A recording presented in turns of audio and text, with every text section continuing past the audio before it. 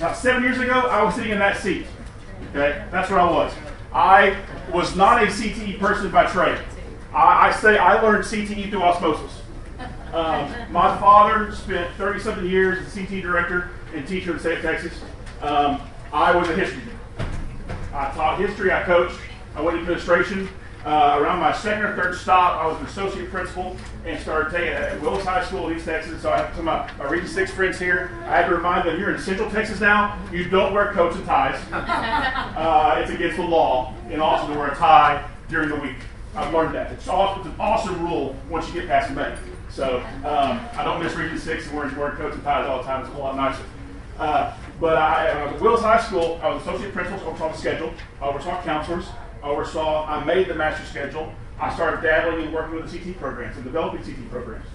I did some partnerships with community colleges. One of the first ones Lone Star College has was Willis High School at Lone Star. Conroe then jumped on top of it. Right. We sent our kids to a Lone Star Conroe Center, and they got training in welding, phlebotomy, and CNC machining was our three big ones. That's great. And then the CNC machining was the biggest one because that took kids out of the workforce, making a whole lot of money.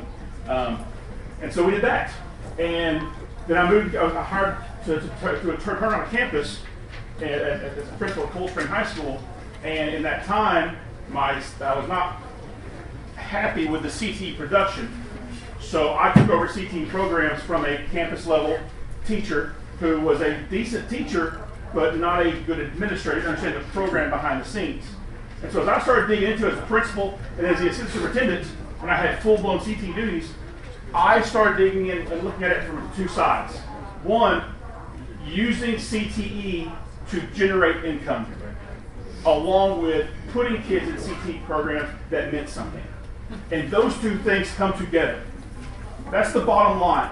The only way to raise revenue in Texas schools is two. One is more kids in your school, because butts in chairs equals money. And two is CTE programs, because of the 1.35 multiplier. And so you've got to find ways to maximize that money. And in doing so, here's the issue. Some of you, as building principals, you have more power than those CTE people, because I'm glad you're in here. But to the CTE people, it's your job to educate your principals, your superintendents, your finance office, your counselors. Okay? And that's what we're going to talk about, is what can you do inside those programs to generate income for your school while helping kids in the right program and telling people how to do that. And that's the main thing. I know some people here, there's 3 or 4, I know your superintendents quite well, and they're very progressive people, and we want to see that. So we're going to cover Coherent Sequences of Courses. You've probably heard this throughout the entire academy, and the reason I'm going to tell you that is they're the most important thing to getting money with finance for the CTE. If you don't have Coherent Sequences of Courses, if you don't have good planning that way, you're not going to reach benefits. That has to happen. Everybody in your district has to understand, here's our plan for CTE education. Here's what our kids can do. Here's what we want them to accomplish. If you don't take the time to do that, it's not going to work. We're going to discuss maximizing your CTE courses, which is a variety of ways. The sheet that Travis handed out is part of that. We're going to discuss who to educate, who needs to know in your district, and I'll kind of help you how. Because some of you have direct routes to superintendents, some of you don't. Some of you have direct access to principals, some of you don't. Okay, so we're going to kind of go through that process, what you need to do and how you need to do it, and what you need to focus on. Because I was a high school principal, and no offense ones in here, our attention span's really short when you're trying to tell us something. Because there's 19 other things we can work on, but how can you get that information to us as fast as possible, as quickly as possible, and get the important notes apart? And it's just, and as you go up, it's a whole, I have a whole lot more note time on my hands. And so I want it short and sweet, and your superintendent wants it really, really short for the high school principal. So how do you get that point across and how to deal with it? So I know if you're in the 3rd session of the Career Technical Leadership Academy, you discussed Coherent Sequences of Courses. And here's all the fun part is. You all know them. You're all probably developing them. Don't overcomplicate them. Because here's the bottom line. You can make it whatever you want. There is nothing set in stone that you have to go through this path. Now, there's some common sense things. You're going to have classes and practicum. There's some common sense progression through classes. But however you compile them is how you compile them. You know? And you know, it's really, the bottom line is what I'm going to show you in a second. I have a link at the end of the presentation, and I'll make sure Carol gets this presentation out to them. There's active links in it. There's a Google folder that has the documents I'll show you. They're in there. Okay, I'll give you our coherent sequence I developed 6 years ago as Coherent Sequences, and then about 3 years ago they suddenly had House Bill 5 endorsement plans. I didn't change a whole lot except I changed the title. It says endorsement plans. It doesn't say Coherent Sequence anymore.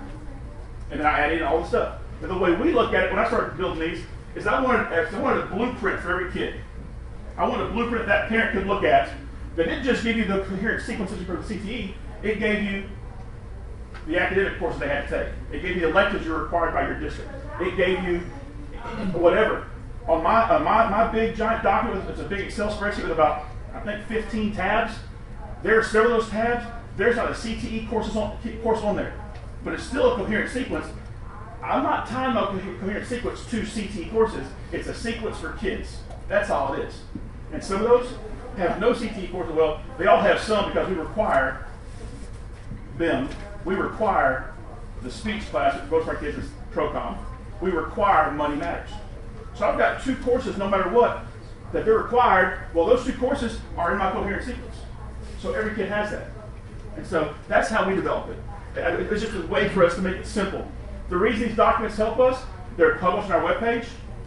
They're in every ARD meeting. They're in every counselor's office. They're included in our program of study. Because we want to give parents and kids, we all schedule high school kids. They're not the brightest sometimes. Okay? Not all of them fill it out. Not all of them, parents pay attention to it. But we give them that trail. Here's what you take, what? Okay, if they follow it, it works great. We still allow them to move around. You know, there's parts of our coherent sequences where the health sciences and ag merge for vet med. You can take either route and end up in an ag practicum. It doesn't matter. It's up to you as a district, up to you as a campus, how you determine those things. Now, I spend a lot of time on this because I really firmly believe you will never maximize your CTE funding. You will never maximize the kids taking CTE courses if you don't take that prep work and that time up front. It's the most important thing you can do is to develop that for your kids. And develop for your kids, it's just as important for your counselors because there's a counselor session next door. How many of your counselors are in that session? Most of you, you're going to go back and educate your counselors. If you give them this plan, they love you because you made their life easy. That's what it comes down to. You've taken a headache off of them and made it easier for them to know how this works. It also helps your CTE teachers because they're developing their plan. They're developing the prerequisites. They're developing the sequence they want in their classes. I tell you what, I give my teachers every December, they get this chart, they go through, we reevaluate. My teachers right now are already suggesting it because the new class is coming out. They're already making changes. We're not changing everything this year. We're making some changes. You know, we're not taking the restaurant management out for this next coming year, but it will be out for the following year when it's gone. And so, but they already think about it. And they know that come December, they'll get the plan, they'll make the corrections, we'll update it, it's all done. They have buy-in to it. And they have a place at the table when you're discussing it. Because that's your best resource. They know what the kids should and shouldn't take, what certifications it leads to, what practicums it leads to, what cohort it leads to. That's all it is. You're giving everyone a blueprint of what's going on. This is a link of what ours is, and you have it at the end. We go to simple of our ag. There's nothing fancy, but we know I've got at least 3 courses because these 2 are already built in. So that's 5 CT courses in that area. We bring in accounting. It's nothing fancy. And you don't have the whole thing. You can play with it. It's Excel. Like I was at a district last week, shared this with them. Change my logo, put your logo. I don't care. You know, do what you want, but customize it to your district to meet the needs of your kids, your programs, what you're doing. And I think it's really important that you include that on there for the kids to know. Those are part of your, that's part of your coherent sequence. Your Englishes, your math, they're part of your sequence of classes because you have to take them. So don't think coherent sequence is just with CTE. Don't. We have one for government that's ROTC, not a single CTE class on there because it fits on the government strand and it goes there. We have the visual arts. We have a graphic design visual arts, we have an animation visual arts, and we have a studio art. It's all arts. Give your kids, you're not tying them just to CTE courses, you're tying them to a plan. And all this, it ties back to business industry. There's the endorsement. The endorsement's on top, the clusters down below, the titles here, the jobs they can reach in there, and there's the classes. It's pretty simple. We lay it all out for the kid, for the parent, for the special ed person, for that DIAG or LSSP in the ARD who is trying to put the kid in the right class and doesn't have the counselor all the time in there. The AP may or may not be in there. They're making a kid's schedule in 8th grade for 4 years of high school. I've given them that schedule. They fill in the rest of it. They fill in the athletics. They fill in the fine art. They pick what's going on. It's real simple. And that's why it's important. That's why it's such a big deal, and it drives everything you do. Now the dollar signs. You came here to learn something about CTE, and you've learned lots of things. Some of your ESC people, they're going to tell you great things. TEAs will tell you great things. They're a little more restricted what they can say than what I can say. I'm not a TEA employee. I'm not a service center employee. I'm speaking from a real-world experience of what we've done. Maximize your monies. Okay? It's the only area you can get more money as you're going through. Biggest thing for you as a building, to convince your principal, get as many non-CTE teachers or non-traditional CTE programs teaching CTE courses. 5 or 6 years ago, they changed and opened up those certifications to non-CTE teachers. That was the best thing they did, 1 for kids and 2 for schools. Because you've got real people teaching these science classes, these math classes, that are tied to CTE learning styles. And that's the big thing. So get those teachers. If you're, don't waste your health science teacher teaching anatomy physiology. Get a science teacher teaching anatomy physiology. Because that science teacher then is generating more CTE income for you, while the health science person, you can put more health science classes on that this science person can't teach. If you're doing ag math, find you a math teacher with an ag background. I had a rancher. Okay? I had a rancher who was a retired peace officer, if you're a programmer, who was a math teacher. He took our ag math class. Our kids did surveying. Our kids built greenhouses. Our kids, anything else. That's what he did. Oh, by the way, it was a remediation class. We taught, if they failed the algebra test, their second year into geometry and ag math. Because ag math is about 85% algebra teaks. We did a project-based algebra class, and we had about 85% of the kids pass the test the next time. Not just because of the project-based math, because they learned math in a different way, and they applied it. All it was applications. If you see a kid doing surveying, they were surveying for me. They surveyed out to build a new football field. They surveyed out to build a fence around their baseball structures. They did all this stuff for me, things I needed done, and they just went and did it. And just found ways to go and learn math in different ways. He was very progressive with them. But it was a non-CT guy doing CT classes. The list that Travis gave you has all the 18 courses that count for math and science credit and English credit, I believe, at the high school plans. And, maximize those things. If you're, it's great if your kids are taking biology, physics, chemistry. We all have a 4th year math or 4th year science. What's your 4th year science? There's some great 4th year sciences. Earth science doesn't get you CT funding. Anatomy physiology does. Forensic science, which kids love, is a 4th year science. Okay? There's a science research and design class you can mold your own because the teachers are really open that utilize. Maximize those 4th year sciences, those 3rd and 4th year maths. Okay? Take care of what needs to be done. Because let's be honest. We almost, everyone complains that Algebra 2 is not in graduation. Everyone's taking Algebra 2. It's that class after Algebra 2 that stumps most kids. Are they taking pre-cal? Most of your kids, they're probably taking pre-cal. How many of them need pre-cal? Most kids aren't going to take calculus in college. They're going to take the college algebra and be done. Well, the stats class, the stats risk management, is almost the same teaks as the academic stats class. It just throws the workforce part into it. And it's a 4th year math. That maximizes and can be taught by a math teacher. It's real simple. Maximize those funding opportunities. Maximize what you can do for those. Like I said, we require 2 full credits at district level. We put requirements for addition to graduation on the foundational plan. We require all kids to take BIM. The reason I do that, in today's society, I can't see graduating a child who doesn't at least have the basic understanding of the Microsoft Office suite. Now, how you teach that suite's up to you now. My guys teach only Google now. It's still the same. It's still spreadsheets and presentations and databases. But why? How can you graduate a kid without have that basic understanding? My sister-in-law's brother is a ranch foreman. If he doesn't reply to his email within 30 minutes, he's fired. And all of his cows are tagged and in spreadsheets. And all he's doing all day long is Microsoft Office as a ranch foreman. So why? They're never going to win that battle of BIM there. And so that's one of the things to get those kids in there. We require the speech class. We offer speech communications. It doesn't make. Procom makes. And we require Money Matters.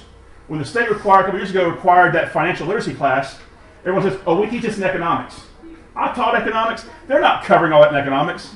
But we require all of our sophomores to take Money Matters, which is a great little course taught through either FCS, business, a couple other offices can teach that class. It's a great course that goes into going into debt, budgeting, financial literacy. It's all in there. And it's a really easy sell to your parents. I'm going to require your child to take a financial literacy course to understand what happens when you compound interest, how you buy houses, how you mortgage, how you set the budget. That's an easy sell for kids. It's a great application class for kids. Dollars and cents is similar. I think Money Matters is a little more of the literacy part, so we chose that. So those 2 classes everyone's take. Our board said that's what we're going to do. That's 2 full classes that everybody's going to take every single year. Freshmen take BIM, sophomores take Procom and Money Matters. Okay, so that is, you figure we have about a little over 100 kids. That's 100 kids. I'm getting 12 to 15 FTEs for classes for each one. And so that generates probably more money for us. But it's good for kids and it's good for parents. It's not just offering the classes to make money. It's offering classes that are good for your kids, that meet state requirements, that make them better rounded people. And that's what the Money Matters that does. To us, that's a great, our kids at the first year kind of, it's a great little class. Oh, a lot of project-based, making budgets, planning out the future. It's phenomenal. We use floor design along as an art credit. It's one of many arts. We don't just do that. But it's a class our kids love to take. It's the only ag class they can take out of sequence without the pre-rep, but only for juniors and seniors. We do limited. So if you've done principles of ag, you can take floor design as a sophomore. But if you've not had principles, you can take it as a junior or senior. And it's just an additional art class. And our kids love it. And it's a great class. And we're at the point now where we have 400 kids in our school. We do 3 or 4 sections of floor design a year. Okay, we have a walk-in floral cooler. Next year we hope to be the only florist in Jarrell. We're creating a practicum with it. Our kids are taking the test, they create their own practicum where they run a floral shop out of our school because there's no other florist in town. And our kids they're ecstatic about it. And so we're doing things like that. But it's just finding those things that can go. There's a whole, if you don't know the CO22 table or how to access that table, find it. Keep it bookmarked. That's the PEAMS listing of every single course. It tells you what you can do, what you can't do. And you take that and you compare it to the TEKs. When you do these courses, make sure you share those TEKs with your teachers. Make sure that your English teacher who's teaching Procom, because an English teacher can, if they have 6 hours of speech, and almost all of them have multiple communications or speech classes. You have to read through the line, because a lot of comm classes are speech classes based on what that college does. So you have to look at their transcript, And so don't have a CTE teacher teach Procom. Have somebody else. Have your speech certified teacher teach it. That's plain and simple. It's allowed in the chart. Okay? That's the thing. You have to know the certification charts, the CO22 table, and the TEKs. If you have those 3 things, you match them up, that's where you maximize your funding. That's where things happen very quickly. That's where you start to get creative when you know what's going on. But it takes all those things to get there. And so as you look at that CO22 table and you find those courses, then make sure your teacher's certified in them. Make sure you get the requirements. You know, the one thing for all non-CTE teachers to teach that class is they had with the CTE 101. Technically, it's only required for teachers teaching the 4th year science and maths. I think it's a good idea for any teacher who is teaching a CTE course who is not CTE certified to take that test. To take that class. It's 4 hours. You get CEUs on it. You know, we do comp days. It counts for the comp days. We require them all. And I'm probably going to require my CTE teachers to do it as well because they don't always understand the funding. And a lot of this is how CTE funding works. And so it's good for anyone to take it. If you convince your principal to take it, it might help them as well. If they don't understand CTE, because in a second we'll show you what the difference is for them. It's a quick, the Gateway has it, it's online. It also has the lab safety class for the CTE teachers who are teaching the advanced animal sciences. They're required to take the lab safety class on there as well. So it's just quick and easy. Any questions about this or what I've talked about so far? Bob, I required all of my CTE teachers to take it as well, just because we were all speaking from the same page. Yes, it was just good practice. It is, because they were trained to educate the kids. Behind the scenes, CTE nuts and bolts aren't always covered. Yeah. It's not. It's just a good training. And that's what, so this next part, it's really not covered. Who needs to understand this stuff? You go back to your campus and district. You have, I know some of you only have so much power. You really do. You can only make so much change. The principals in here probably have more power than the CTE people here right now. Because they have a more direct line to what happens on that campus. And so having principals here is great. You know, Travis is going to help you tremendously to go through there because it really gets you the information to go back.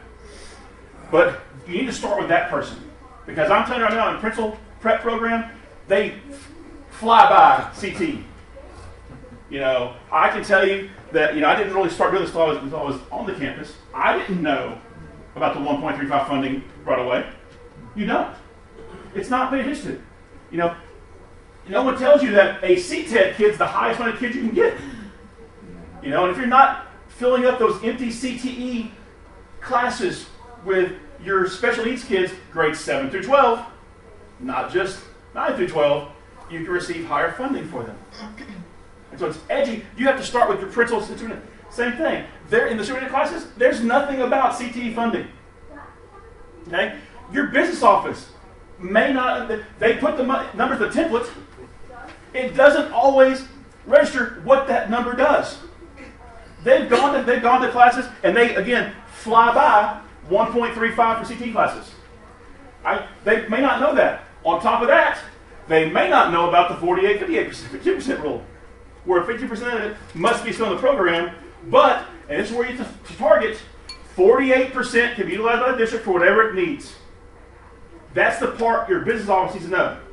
Because 2011, when cuts came, what hurt me the most, and what I'll show you, when I started looking at the finance hard and heavy, was people started cutting programs. And what did they cut? They cut arts, and they started cutting CTE. Why anyone cut a CTE program at that time was the most asinine thing they could have done. Because that was the only way you could get more money. But people did. There were CTE programs being cut left and right. Profitable programs. Programs with 20 plus kids in every class. They were paying for that teacher, paying for that supplies, plus some. But people didn't understand. That's when I started really looking at the finance of CTE programs. You know, I created a tool where I could tell you, my superintendent, exactly how much every teacher generated, and on top of that, how much that generated the district. On top of what we had to spend for them. Those bottom line numbers made a difference to what they had to have. But that's what made it change for me. Is when I could realize that people in schools, not just, across the state, and Gray and I discussed it, it happened across the state, people just cutting programs, just axing them, because, I can't cut math, I can't cut science, but I can cut this elective class. Well, it's not an elective. You know, I'm proposing you cut theater arts and cut art, because we put money in that as well. But that needed to go before your CT went, because it really hurt schools more than they thought when they came across. So that was a big piece. You've got to take time with your counselors. Okay? Like I said, not all your counselors in that session next door. who's scheduling your kids? If they don't know what those CTE programs are like, it's not going to help you any. You've got to educate them, okay? And you have to educate your teachers. Like you said, they don't understand it. 101 is a great little start. Meet with them, okay? Because those of you who have been around this for a while, what's the number one predictor or number one cause of a successful program?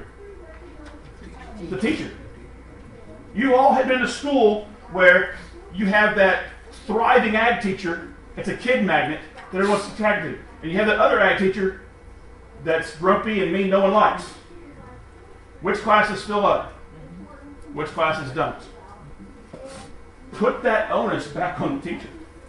Tell that teacher, this is how much money you generate me. This is what your program brings me in. Why should I give you more supplies? I tell my programs, not all of them because I can't do this, my ag shop, my floral design place, my digital graphics, I tell them in my culinary, their goal is to be self-funding, to where they generate their revenue through catering events, through floral sales, through mum sales, to generate enough money to keep the program afloat. I don't want to expend my funds, not that I won't, to buy flowers when you can create adopt a floral design student programs where everyone pays for $5 and gets a 4 arrangements throughout the fall, throughout the spring, for that kind of stuff. The more they can self-fund with recurring, the ag shop's the best one. You look at your metal guys. They're probably making trailers, making pits, all this stuff all year long and selling them, and putting money back in on metal. That's what you want to have happen. But you have to sit down and explain to them, I can buy you the big equipment. I want to buy you the tools. You take care of the supplies, because that's the important part. And I do it. We meet twice a year with my ag teachers. I go meet with them. I serve as CT director of my district. Because I haven't got trained yet.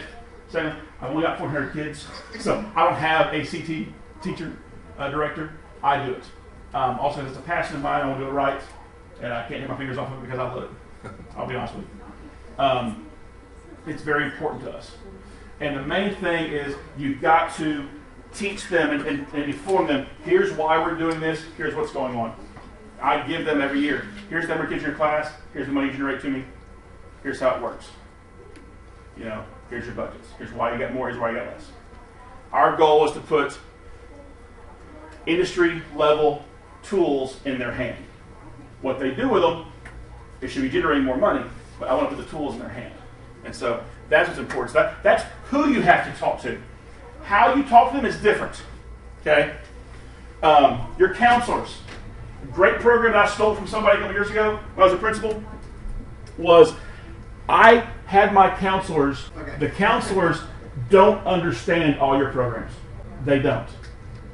Get them in the classrooms. Get your counselors in those classrooms. Have culinary host the counselor for a day. Have the ag shop host the counselors for the day. Have whatever program you have them host those counselors and show them, here's what we do. Here's what happens. If you can take the time to do that, it benefits them. Because once again, the counselor puts the kids in the classes. And for principals, the best rule in the world, if a kid's schedule is not filled, tell the counselor, put them in a CTE class. If they have a hole in their schedule, put them in CTE. That office aid is not getting me income, but that CTE class is. Put the kids in the classes. That was our unwritten rule. Also, the principal, nobody changed the schedule without my approval. Not that I wanted to have play over. Kids make stupid reasons. And so I also, my counselor, your job is to say yes, my job is to say no. And that's how I did it. But educate them as to why you do it that way. Educate them as to why that program is important. When you're dealing with your teachers, it's just information. Give them information. The other three kind of all come together. The business guy won't really pay attention to the student data as much. They want the money data. They do. Show them the money. Show that CTE guy, that business guy, what CTE money does for the district. You've got to take the time, figure it out, and show them how it works. If you don't do that, they'll never listen to you. If you do that, they will listen to you. Educate them. Okay? Have them, when they go to their business meetings, ask, the financial service center, what's going on. Educate them. Your superintendent, your principal, you don't have much time. You don't. Give them information in short bursts, focus on the student data, focus on the certifications that they can earn, focus on the salary of the certifications, focus on the money. Okay? Tell your high school principal, if you grow these programs, that money goes that area. And know the dollar amount or the level that needs to reach to get a second teacher. Principals always like having more teachers. More teachers equals easier to schedule classes. I can tell you right now, if they get so many FTEs, they get a third ag teacher. Because it becomes profitable for me. Once it's profitable to a point where I can add a third teacher and still make a profit, I'm not going to hesitate adding that third teacher. My culinary arts, I have one teacher teaching SES. Okay? She is growing the program like crazy. We've got 4 kids going to National San Diego. It's her first year. Okay? We know that in 2 years I've added another teacher, but I have the FT number that says, here's where it is. When you're dealing with that schedule, you've got to maximize your schedule. And this is where your principals and counselors, whoever's your schedule, you as CT, really work with them. Know what those thresholds are for kids in classes. We all know that the lab safety classes, we want to back it out and be from 12 to 16 based on the size of your lab, the layout of your lab, stuff like that. What classes do you put lots of kids in? Principals. There you go. Load those suckers up. And explain to your teachers, I'm loading these up because I get you more kids in here and less kids in your lab and you still make us money. If you don't load those principals classes up, nothing's going to happen. Load up the classroom classes you can. Have those thresholds. A class does not make sense. High school principals, if you have 3 kids who are signed up to take AP biology, is that class going to make? Why do people do it with CT classes? Cut it and do something else. That comes back to the teacher building their classes up. There's a reason why if your principal has 30 and your second year has 10 and your third year has 5, there's a problem there. What's that problem? Teacher. The kids take classes they want to take with teachers they like. If that teacher's not very good, they're not going to take that class. And so you've got to build that schedule and to maximize that. Okay? Maximize the money that those teachers generate to put kids in classes they want to take.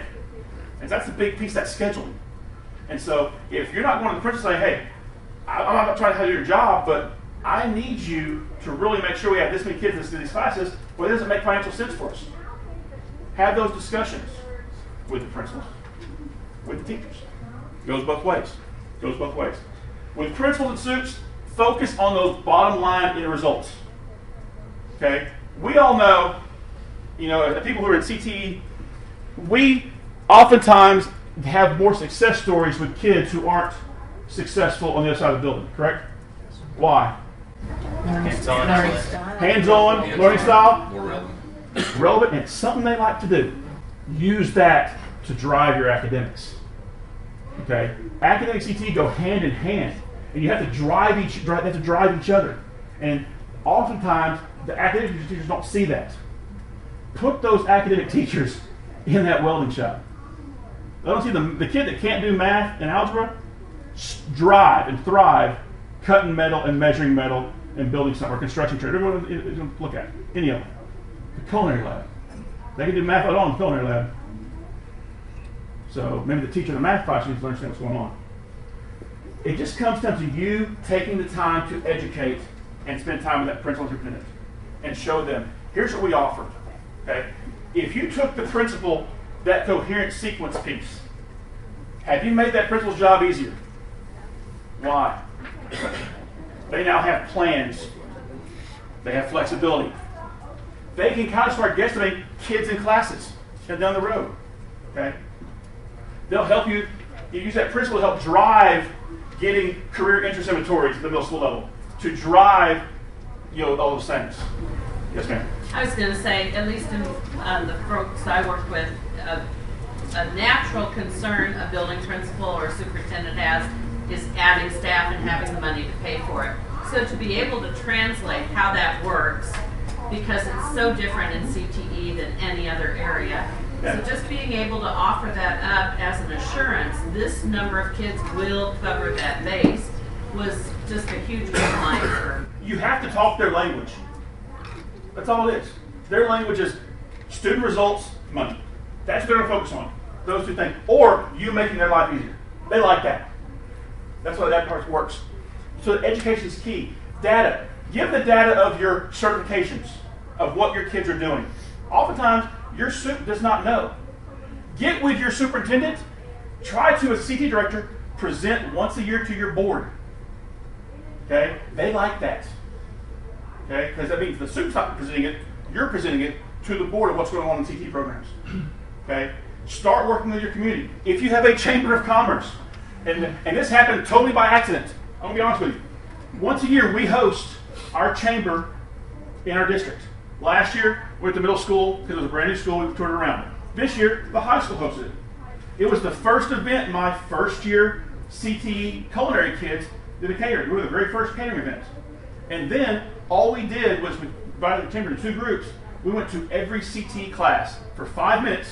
The teacher or students, okay, told what this program did, what certifications they worked for, what classes they took, what they produced, and they showed things. The people about Ben alone blew them away because he showed them what they were working on, and from the work they produced to the fact that they do it all in Google Docs. He does all of them in Google Docs. It's phenomenal. And when they learned that he was at Chicago for a wedding and Gray had his kids running in real time and grading projects in real time, they loved that part. But then the fact that he did lemonade stand as their enrichment when he came done is lemonade stand. And so the Chamber of Commerce is now playing lemonade stand, by the way. I think it's great. They went to the graphic design class. Because Chamber went there, we have our own poster machine. We are now being paid by the Chamber to produce posters. They buy the ink, they buy the roll, and we make the posters for them. Our kids design the posters for them. Okay. We went to a tour of the ag shop. There was a trailer. The trailer was sold that day to the Chamber for $800. Okay, we sold the barbecue for $2,000. The Chamber, because they toured the programs, and it happened. We decided what we're going to do because about a month ago we brought the 8th graders over, and if you don't do this, we always do tours for 8th graders for the whole campuses.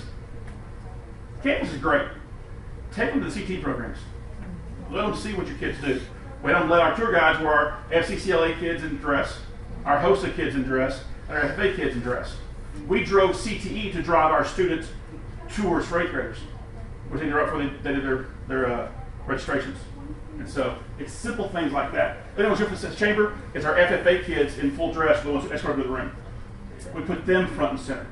Put the kids front and center. Let them see. Your FFA officers, I guarantee you, are your most respectful, polite, in dress uniforms the kid's going to be. It gives a great impression to the community. And so that's where that part comes from. You have to educate and talk their language and show off your programs. Make it where they can't say no to you. Give them so much data they cannot say no to you. Give them the money they can't say no to you. You got to know your money. This is the sheet that I work on, that I can give each teacher how many FTEs they generate, how much money they get. On the flip side, the back side, I tie their salary to it. And so I have a calculation that shows you how much salary they receive, how much salary, much money they make on top of their salary. That's key for your programs. And makes your principals look at it differently to see what's going on and how the money works and where it goes to. Carol can share this with you. That's my information. That's all the documents I do in there. You have access to them. They're Excel. You can take that cluster thing and do it yourself. I don't care. I think it's good for kids. It's easy for kids. That's why I give it to you. Things like that. So, but Carol, feel free to send the email out to them. Give the whole presentation. Doesn't matter to me. I believe in CTE education to help drive kids in school. Here's what it comes down to. High school is the last time in life you do things for free. Okay? We always say that with athletics. Why not with CTE? It's just as important for that freshman to take a culinary class and realize, oh crap, I don't want this, than to leave school and drop $50,000 on a culinary school, because they're not cheap. Okay? And for a kid in the health science class, I do not like this, I don't want to run blood, thinking we'll be a doctor, and no, they can't be. But that health science class tells them that. High school is the last time for free. Encourage kids to try it, figure out what they want to be. That's the whole purpose of CTE. CTE is great to develop the workforce. It's great to get strands. Bottom line, it helps give the kids a direction. And sometimes that direction means taking something they didn't like, or they thought they wouldn't like and they love, or something they thought they'd like and they hate and go somewhere else. That's just as important. And so, yes, you have these plans, but always remember, there's flexibility in individual kids, and we treat the kids individually and help them meet their goals. And that's all it comes down to. Any questions? Yes, ma'am. What schedule do y'all use? We do 8-period day. Pardon me? We're a hybrid 8-period block. Do you double block anything? Well, what that means is first and last period meets every single day. The middle 3 are every other day. And so it's an AV block in the middle of the day, and first, because of athletics and band are first and last, and we block at the end of the day. You have to double block. There's no way you get so much classes done without double blocking. That's just the way it works. But your band and athletics are both double blocked. No, Sort of? no. It's a smaller period. So you go to 5 classes a day, but it's 8 credit schedule. The top 2 are short, or 1 period, you meet every day. The middle 3 meet every other day. So we modify it. You know, the problem with it, if you're doing a straight block and you're going every other day and you're double blocking band and athletics, it kills you. There's no way around it. It does. It's not that way. Can you elaborate on the CTE class teacher special ed population? I'm familiar with it because I know your ag guy real good. We do it through horticulture most years. We take our 7 through 12 kids, put them into horticulture, and they have their own farm and they run it. And it is his favorite class of the day. But we pull every 7 to 12 kid in special ed with special needs, with severe kids. And some year maybe 4, some year maybe 6. And he works with those kids, and they develop and grow stuff for the fair, and have the special ed teacher tells us that their favorite part of the day. And the parents say the same thing. And it's Wes's as well. He probably won't give it up. Talk about the funding portion. And basically, it's as long as you code it correctly with behind the scenes where you have some special ed staff in there with him, usually a para, along with him, it gets a CTED designation. And so you get a higher funding, you get special ed funding plus CT funding in one time. And it's all in the PEAMS funding behind the scenes. And your PEAMS person can help you figure that part out. Thanks, sir. That's my time.